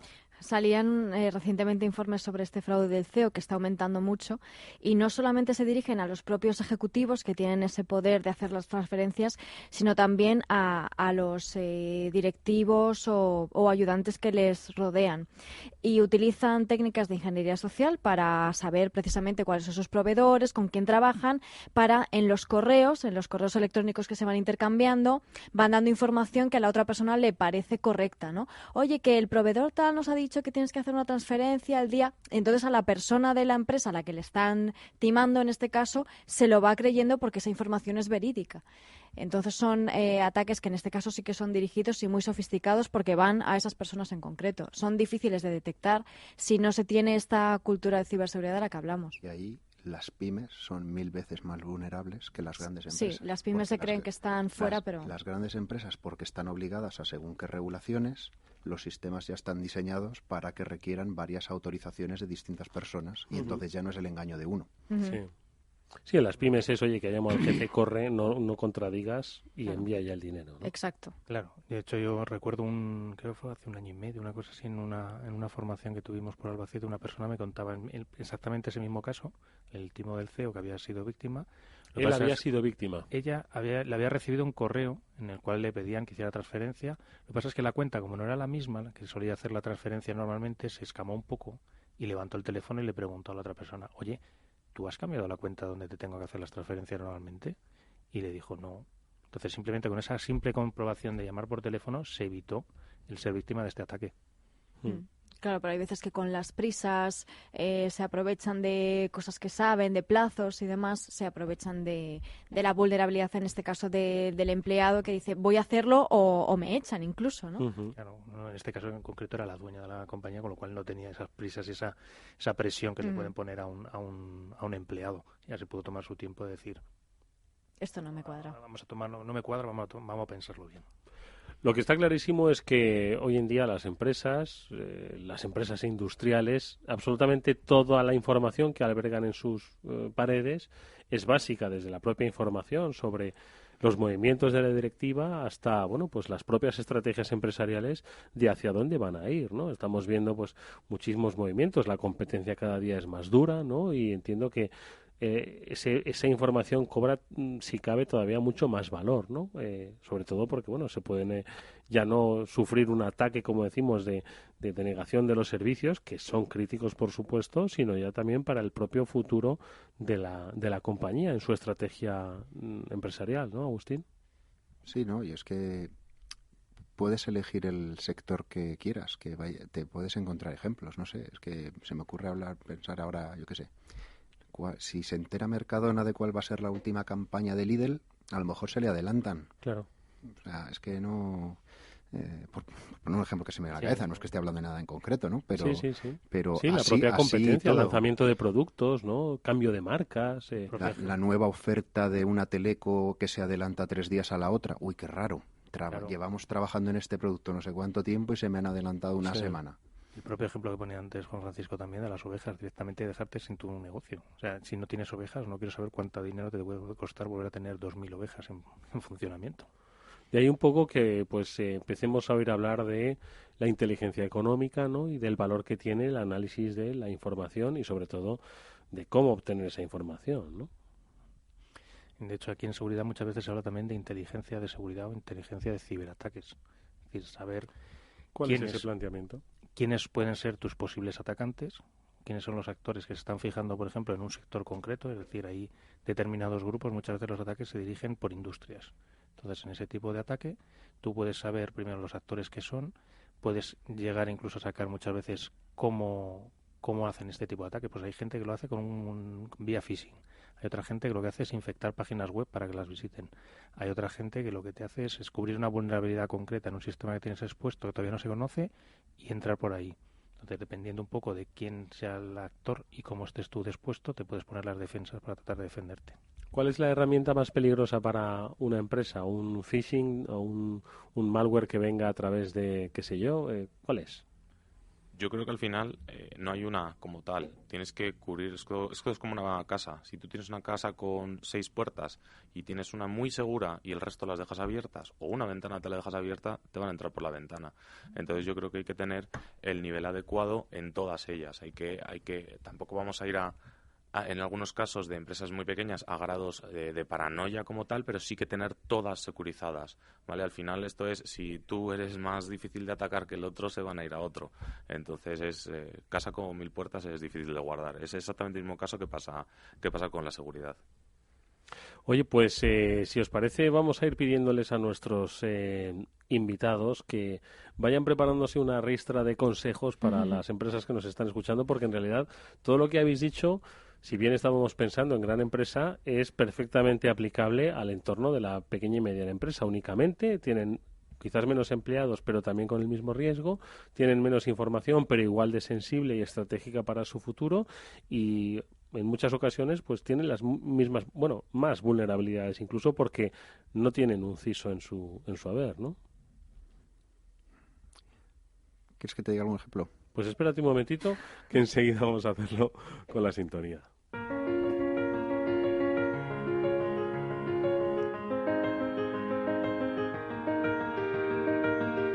Así le damos un poco más de épica, ¿vale? Y para que la gente, como decíais, cuando enviáis esos correos vosotros a los trabajadores de las empresas a las que asesoráis o en las que estáis, ¿no? Bueno, pues a ver si les llega con la misma intensidad. Venga, empiezas tú, Agustín. 2 ejemplos, 2 consejos. 1. En las redes sociales no uses tu correo del trabajo, salvo que tu trabajo sea también parte de esa red social. Pero en ese caso, y el segundo ejemplo, usa cuentas distintas. Cuenta de publicidad donde te entra cualquiera, de tu cuenta con la que tú, como responsable de lo que sea, te interrelacionas con otras personas. Así podrás discriminar quién te puede estar entrando en qué casos. Muy bien, buen consejo. Juan Francisco, el tuyo. A colación de lo que dice Agustín, no reutilices la password. No uses la misma password que utilizas todos los días para acceder a tu PC con la misma password que usas en tus redes sociales. Es algo muy básico, pero que si sufre un compromiso tu password en redes sociales y por algún motivo intentan acceder a la de tu empresa, lo primero que van a probar va a ser la que tienes en tu red social, porque hay muchísima gente que aún a día de hoy está compartiendo las mismas passwords. Oye, no está nada mal, ¿eh? ¿Tenéis alguno más? Sí, Agustín, venga. Yo te diría, en la línea de lo que dijo Juan Francisco, cuando creas que tú has securizado más o menos tu casa, mira a ver cómo de securizadas tienen la casa aquellos que entran en tu casa, tus proveedores. Porque puede que de pronto te creas que estás seguro y te van a entrar por los que normalmente trabajan contigo. Entiendo. No está nada mal, ¿eh? Es que es de pura lógica. Sí, venga, uno más, Juan Francisco. Uno más, este va un poco más técnico. Yo quiero transmitir que, al igual que los sistemas industriales que es con los que trabajamos necesitan un mantenimiento, un aceite, en una válvula, en lo que sea, los sistemas informáticos lo necesitan igual. tenlo en cuenta desde el día en el que estás creando tu sistema. Vas a necesitar, la inversión que estás haciendo probablemente sea el 20% del dinero que te vas a gastar en el ciclo de vida total de ese sistema industrial. Tenlo en cuenta y planifica con antelación para que no te pille de sorpresa cuando tienes un problema. ¿Qué os parece? Qué buenos consejos nos han dejado, ¿verdad?, sobre la mesa, de pura lógica, pero que además le vienen muy bien al final. Y siempre lo hemos dicho aquí, nos pasamos más tiempo dentro de nuestro trabajo que fuera de él. Y somos igual de vulnerables dentro que fuera. Y muchos de los aparatos tecnológicos, por pura comodidad, al final los exponemos dentro de la propia empresa. Entonces, si estamos siendo vulnerables en nuestra vida personal, inevitablemente lo vamos a estar haciendo en nuestra vida profesional. Así que, pues, ojito y no diferenciar los dos mundos, ¿verdad? Eso es, y además que hemos visto que los riesgos a los que se enfrenta la industria, en este caso la industria 4.0, las infraestructuras críticas son las mismas que a las que se puede enfrentar cualquier empresa, y sobre todo las pymes que no se confíen, que luego vienen los problemas por ser demasiado confiado. No pensar que como soy demasiado pequeño para ser objetivo, o que eso le va a pasar, a mí no me va a pasar, le va a pasar a las grandes, yo no puedo ser objetivo. Tú eres objetivo exactamente igual que lo soy yo como persona o como la empresa entera para la que trabajo. Pues nuestros invitados hoy han sido Juan Francisco Bolívar y Agustín Valencia. Con ellos dos hemos aprendido un poco más cómo las industrias, las grandes empresas, las infraestructuras críticas se defienden de los malos, que muchas veces lo hacen al azar u otras veces lo hacen de manera intencionada, pero que al final siempre acaban encontrando puertas. Así que muchísimo ojo con lo que hacemos y, por supuesto, con la cultura empresarial que le damos a nuestros empleados, esa cultura de seguridad. Juan Francisco, muchísimas gracias, mucha suerte y hasta muy pronto. Gracias a vosotros. Y Agustín Valencia, ¿dónde voy yo? Agustín, muchísimas gracias por todo. Muchísimas gracias a vosotros. Es que te he fusionado con Mónica, Mónica Valle. Ya me querías poner de pariente. Que muchas gracias. Por cierto, que recordamos que el libro de Mónica, que lo tenéis, los consejos de ciberseguridad, recuérdanos dónde está, no te rías, venga, en Amazon lo podéis encontrar. Es que ya sabes que a mí no me gusta esto de hacer promoción. Pues a nosotros no sí. va conmigo. ¿Dónde encontramos tu libro? Pues el libro de ciberseguridad, consejos para tener vidas digitales más seguras, se puede encontrar en Amazon y también en la web de la editorial Editatum. Y en mi web también digo dónde encontrarlo, en monicavalle.es. Pues aquí estáis esperando, monicavalle.es. Además, el día 16 es el día Prime, ¿no? Joder, pues comprar los libros a través de Amazon, de Mónica, joder, eso, hacedlo, ¿vale? Venga, va. Pues eso. Y Pablo Sanemeterio, muchísimas gracias. Gracias a vosotros. Nos vemos el lunes que viene. Hasta el lunes que viene. After Work, con Eduardo Castillo. ¿Eres el responsable financiero de tu empresa? Pues ahora puedes mejorar tu departamento gracias a la financiación de Mi Triple A. ¿Cómo? Con préstamos no bancarios a largo plazo, a un tipo de interés del 2%, que te permitirán reducir la dependencia bancaria y mejorar tu posición frente a bancos y proveedores. Cientos de empresas ya cuentan con ello. Entra en mitriplea.com y mejora la situación financiera de tu empresa. Recuerda, Mi Triple A. Mi Triple A está registrada en CNMV y Banco de España. Mi propia peluquería. Mi panadería. Nuestra tienda. Mi vivero. Mi futuro. En CaixaBank, a través de Microbank, hemos concedido más de 700.000 microcréditos que han permitido poner en marcha miles de pequeños proyectos. Y eso nos hace diferentes. CaixaBank, banca socialmente responsable. Me gustan las cosas claras. Por eso yo invierto con Finanbest. Carteras personalizadas de los mejores fondos de inversión. Selección independiente, comisiones radicalmente bajas y gestión experta. Fácil y claro. Recuerda, agencia de valores finanbest.com.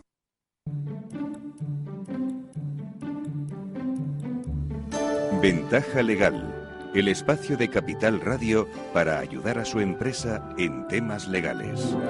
Voy a acercarme un minuto a nuestro estudio Maserati de Capital Radio, que es donde está trabajando nuestro abogado, Arcadio García Montoro, que tanto nos ayuda a comprender las cosas que están pasando a las empresas. Y hay muchas que están en concurso de acreedores, en procedimiento concursal. Bueno, yo estoy aquí. Arcadio, ¿qué tal? ¿Cómo estás? Muy bien, cuéntame. Tengo una duda. Cuando tantas sociedades están sufriendo un procedimiento concursal, ¿cuál es el papel de la Junta de Acreedores? Bueno, en la actualidad no tiene la Junta tanta relevancia como antiguamente.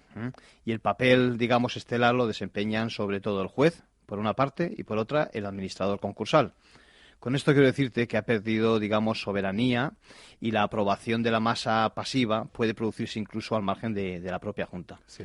Entre otras razones, esto ocurre porque la mayoría de los concursos terminan con la liquidación. Y en este sentido estamos hablando de empresas que no tienen viabilidad, por lo que el sufrimiento de que usted me habla igual es un proceso natural. A ver si lo entiendo bien. Entonces los acreedores no necesitan la Junta. Pues casi, usted me dirá. Cuando los acreedores tienen facultades por sí mismos, sin necesidad de Junta, como son, yo qué sé, la obligación de comunicar a la Administración concursal los créditos pendientes, la facultad de presentar alegaciones, la facultad de ejercitar el derecho de oposición, de presentar recursos contra las decisiones judiciales, sus derechos de audiencia, examen. Sí. Hay que ver cómo se han simplificado las cosas últimamente. ¿No Sí, está mal? sí, fíjese usted que incluso se da el caso de celebración de juntas de acreedores sin la presencia física de estos, ya que el acreedor firmante de alguna propuesta de convenio se entiende por presente a efectos del quórum de constitución y su voto se interpreta como favorable. A ver, esto tiene mucha gracia. Imagínese un titular: Junta de acreedores sin acreedores. Pues todo es cuestión de aprovechar la ventaja legal. Desde luego.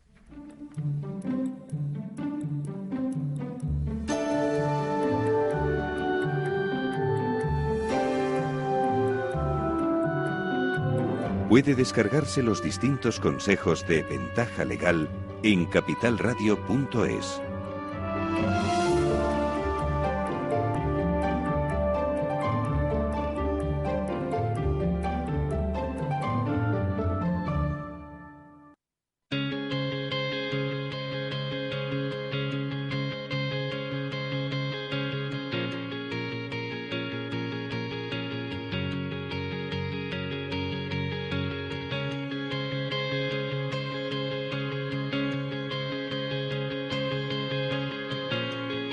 Es momento ahora de hablar de oro, lo hacemos todos los lunes con Tomás Epeldegui, el director de Degusa Metales Preciosos. La pasada semana nos estuvo poniendo literalmente los dientes largos. ¿Cuánto pesaba un balón de fútbol? El balón del Mundial, ¿cuánto pesa? Pues nada, no creo ni que llegue al kilo de peso un balón normal, pero ¿y su peso en oro? Nos habíamos puesto yo creo que en 19 kilos, nada menos. Tomás, ¿qué tal? Muy buenas tardes. Hola, buenas tardes. Pero ¿Cuánto era? 19 por ahí, ¿no? No, te has quedado muy corto. ¿Me quedo corto? Te has quedado no, muy corto. 19 kilos era una botella de agua, por ejemplo. Un litro, efectivamente, la densidad del oro es 19,3. Es decir, en un litro de agua entrarían 19,3 kilos de oro. Con lo cual, un balón se te queda... Esos 19 kilos se te quedarían por debajo del 20% del peso. Qué del barbaridad, balón. estaría yo simplemente con un cuartillo de Es de que balón. es muy difícil así a bote pronto hacerte a la idea y visionar realmente la enorme densidad que tiene el metal. Estaríamos hablando de 111 kilos. 111 kilos tiene un balón de fútbol. Mira, pues has dicho una palabra que es visibilizarlo, ¿no? Y yo creo que muchas personas, y nosotros les vamos a ayudar a hacerlo hoy, quieren visibilizar cómo funciona el mercado del oro, porque dice, bueno, sí, el mercado del oro tiene una oferta, tiene una demanda, ¿no?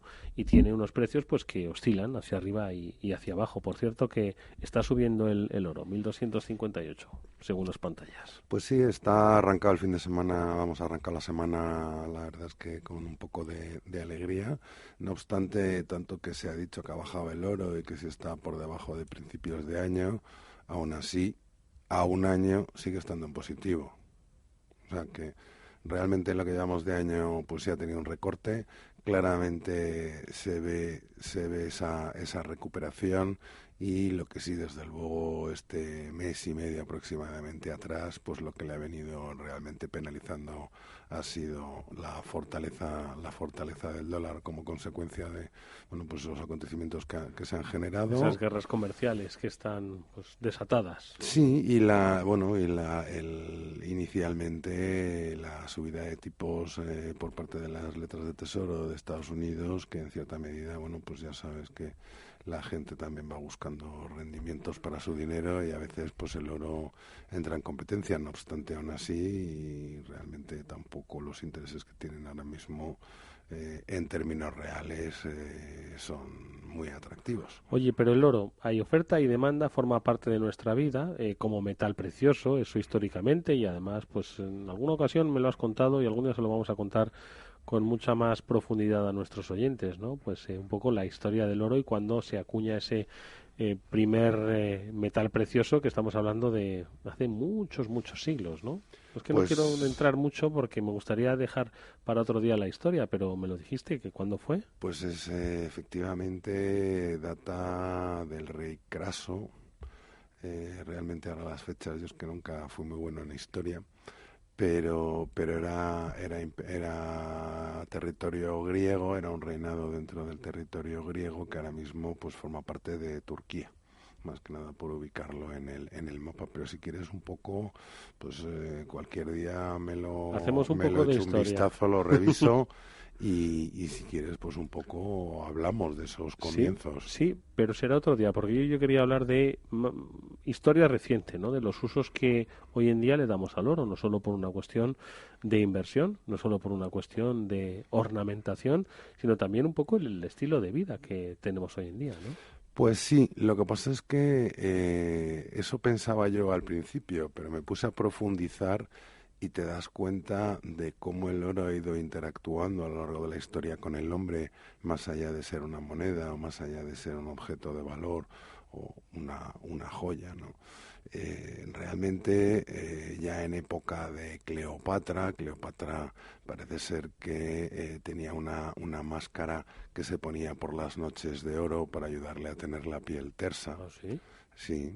Hay varias aplicaciones. En esa misma época te hablo que era cuando empiezan a aparecer, pues diferentes, la utilización dentro de lo que es la alimentación vía ornamentación o vía complemento de un alimento también. Pero el oro se puede comer. Con el oro se puede comer. Además, el oro está registrado a nivel europeo como aditivo culinario, de la misma manera que también lo tienen registrado en Estados Unidos, con lo cual está totalmente regulado y conforme a las normativas que dicta Sanidad. No me digas, o sea, un plato que no sería para todos para todos los paladares ni tampoco para todos los bolsillos, entiendo.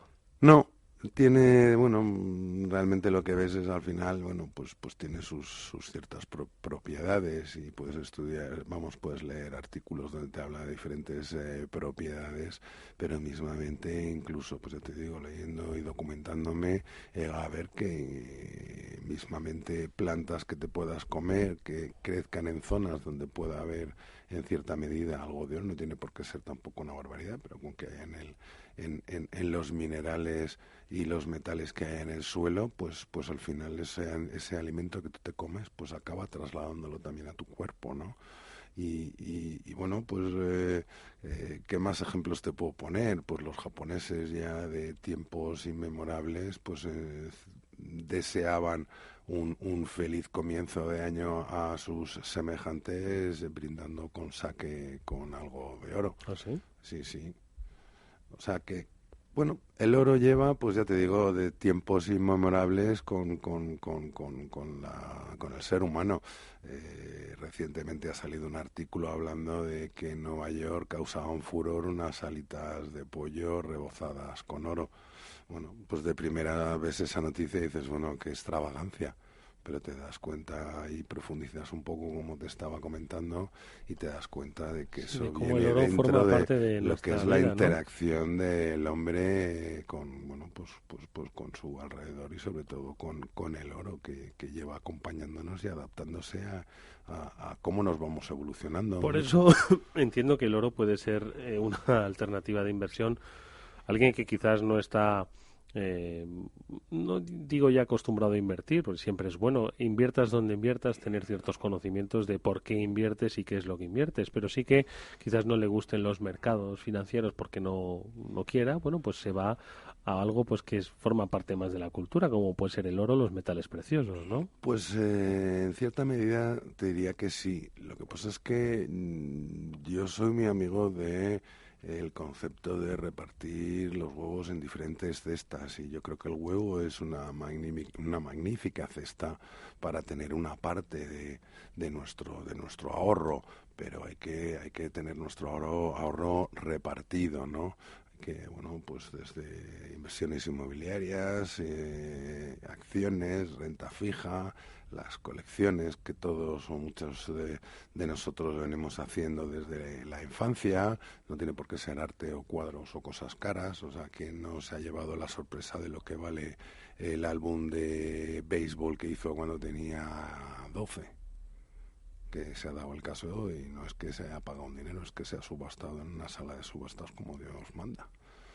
Entonces, bueno, pues todo eso al final forma parte de lo que es nuestro patrimonio, nuestra riqueza, y si cuanto mejor lo tengamos repartido, bueno, pues mejor vamos a conseguir que el conjunto en sí evolucione y progrese en el tiempo, frente, bueno, a centrarnos mucho en que el patrimonio es renta fija, renta variable y un gestor financiero, y entonces pues cuando de repente vienen mal dadas te encuentras con que ese ahorro tuyo se ha visto enormemente mermado porque solo te has dedicado a invertir en una serie de activos y no en todos los que realmente tienes a tu disposición.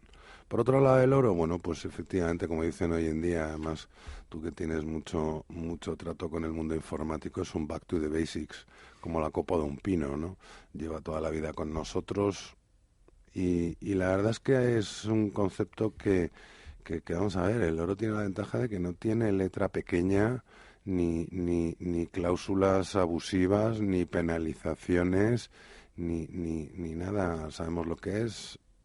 Históricamente, quien más, quien menos ha tenido una historia incluso en su propia familia relacionada con el metal, y bueno, pues la historia al final es la que nos viene enseñando, y el oro ha sobrevivido a guerras, a revoluciones, a todo tipo de inclemencias que ha tenido que vivir el ser humano y la humanidad a lo largo de la historia. Oye, una pregunta, Tomás. Yo cuando invierto en oro, ¿qué hago?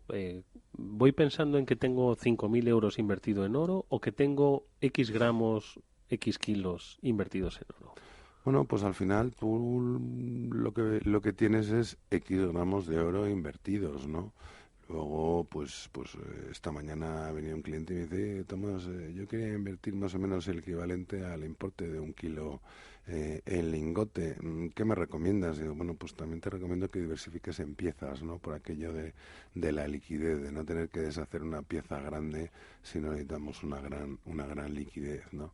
Entonces, bueno, pues hay que repartir los activos en diferentes cestas, y dentro de esas cestas tienes que repartir un poco conforme a esa liquidez que quieras o no tener disponible. Es el ejemplo de ese cliente de una entidad financiera que tiene del año de Mari Castaña un depósito, y va año a año renovándolo. Llega un momento a lo mejor en el que dice, oye, pero mira, en vez de renovarlo en uno, vamos a renovarlo en 2. Si necesito una parte, no tengo que cancelar todo el depósito, ¿no? Bueno, pues al final un poco el concepto del oro es ese depósito a largo plazo que tienes, pues por si acaso surge cualquier cosa, tener algo disponible y a mano, pero en vez de tenerlo en una divisa que se deprecia y se devalúa constantemente, lo tienes en el metal, que te va absorbiendo toda esa inflación y toda esa devaluación que, sin embargo, los billetes sí tienen por la situación económica como la tenemos montada y organizada. Pues fíjate, entonces yo que había dicho, bueno, quizás no es tan compleja la inversión. Oye, tiene sus complejidades y por supuesto exige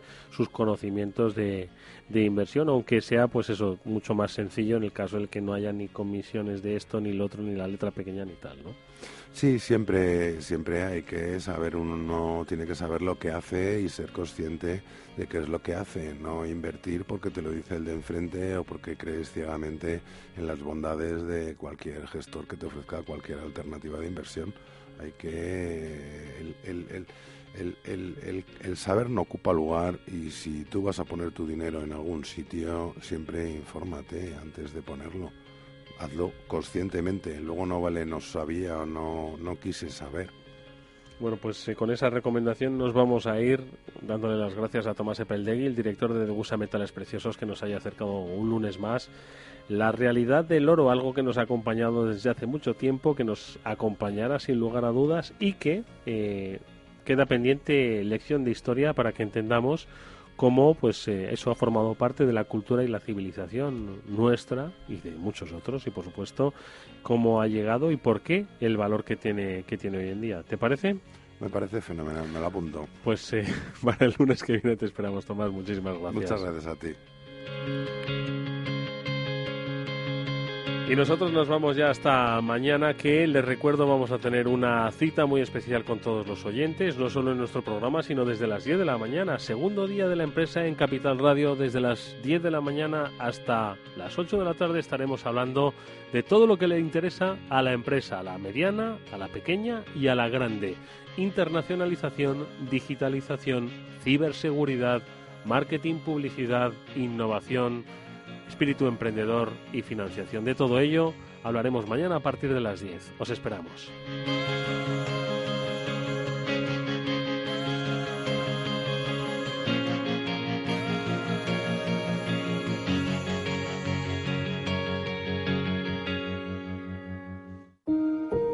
No pierda nunca una oportunidad de trading con la nueva app de CMC Markets.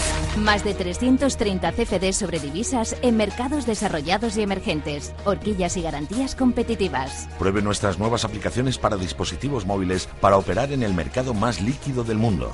Descargue la aplicación de CMC desde su App Store o Google Play. CMC Markets, expertos en CFDs y CFDs Forex. Producto difícil de entender. La CNMV considera que no es adecuado para inversores minoristas debido a su complejidad y riesgo. Puede perder más de lo depositado. iPad y iPhone son marcas de Apple Inc. Android es una marca de Google Inc.